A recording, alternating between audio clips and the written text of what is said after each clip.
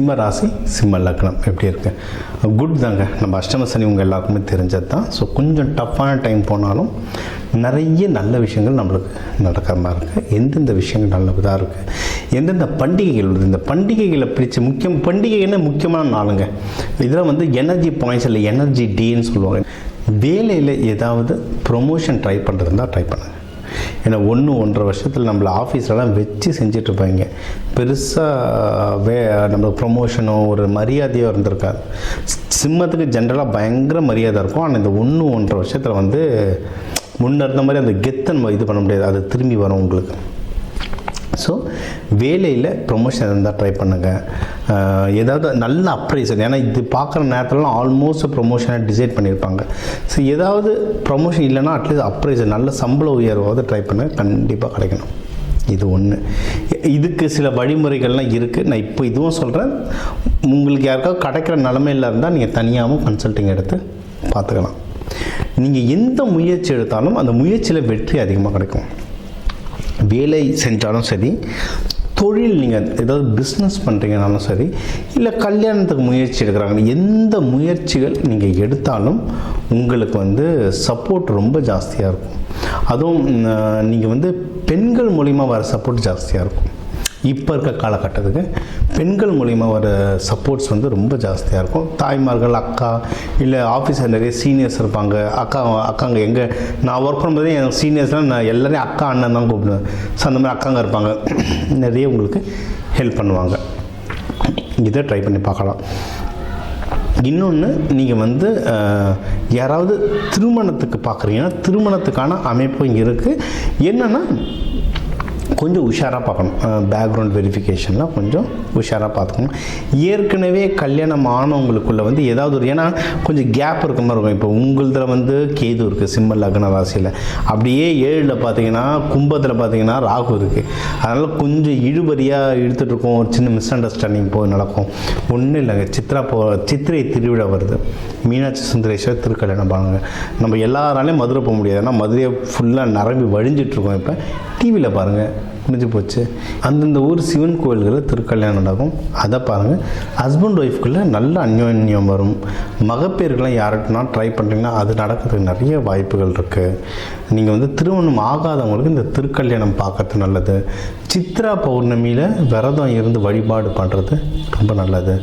நம்ம தமிழ் புத்தாண்டும் வருது. சித்திரை 1 தமிழ் புத்தாண்டு, அதில் வழிபாடு பண்ணுறது நல்லது. 3 நாள் சூப்பர் நாள் இருக்குது. தாராளமாக ட்ரை பண்ணி பாருங்கள். ரொம்ப மிக முக்கியமாக இருக்கிறது எதையும் கடன் வாங்கிடாதீங்க.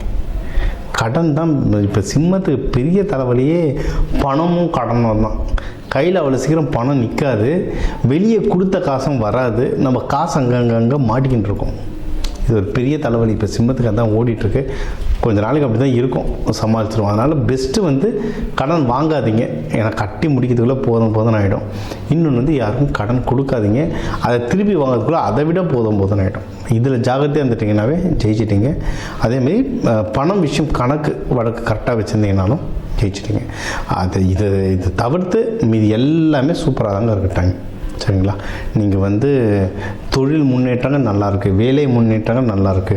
ஃபேமிலியில் இப்போ ஒரு அமைதி வரும். ஏன்னா சிம்மத்துக்கு இந்த 1-1.5 வருஷத்தை நம்ம சொல்கிறது யாரும் கேட்டிருக்க மாட்டாங்க.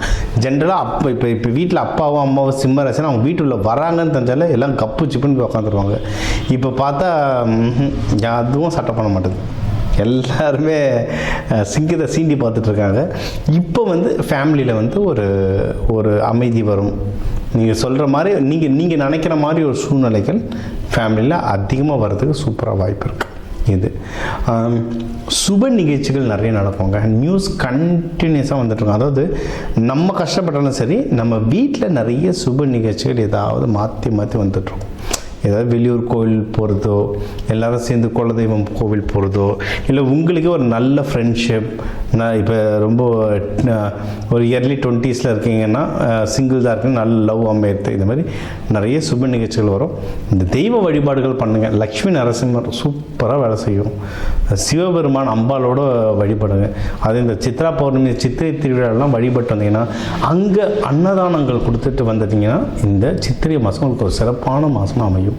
இன்னொன்று இப்போ இந்த சித்ரா பௌர்ணமி வர்றதுனாலங்க சிம்மத்துக்கு, இப்போ சிம்மத்தில் உங்கள் கேது இருக்குது, அதனால் ஜீவ சமாதிகள் வழிபாடு சூப்பராக வேலை செய்யுங்க. சித்தர்கள், கேதுனாவே சித்தர்கள், சித்த புருஷர்கள், அவங்கள பிடிச்சிக்கோங்க. எல்லா ஊர்லேயும் ஜீவ சமாதி இருக்குது. நம்ம இல்லைன்னு நினச்சிட்டு இருக்கோம், தமிழ்நாடு முழுக்க ஜீவ சமாதிகள் இருக்குது. அதனால் நீங்கள் வந்து ஜீவ சமாதிகள் வழிபாடு, அது சித்ரா பௌர்ணமின்றது சரியான பவர் இருக்கிறதுலே சரியான பவர். அதை கர்மா கழிக்கிற நாள் அது. பௌர்ணமி பவர், சித்ரா பௌர்ணமி வந்து சித்திரகுப்தனுக்கு ரொம்ப ஸ்பெஷல். அவர் தான் நம்ம கர்மா கணக்கெல்லாம் எழுதுகிறவர். அதனால் அவரை நீங்கள் அந்த நாளில் பிடிச்சிங்கன்னா ஒன்றும் ரொம்ப நல்லது. ஸோ அந்த பண்டிகைகள் பிடிங்க. இப்போ ஜென்ரலாக நம்ம முன்னாடி சொன்னது தான், ஹஸ்பண்ட் ஒய்ஃப்குள்ளே தான் ஒரு சின்ன கேப் வரும். சித்திரை திருவிழா வேண்டிங்கன்னா இந்த மாதம் வந்து உங்களுக்கு ஒரு அமோகமான மாதமாக அமையும்.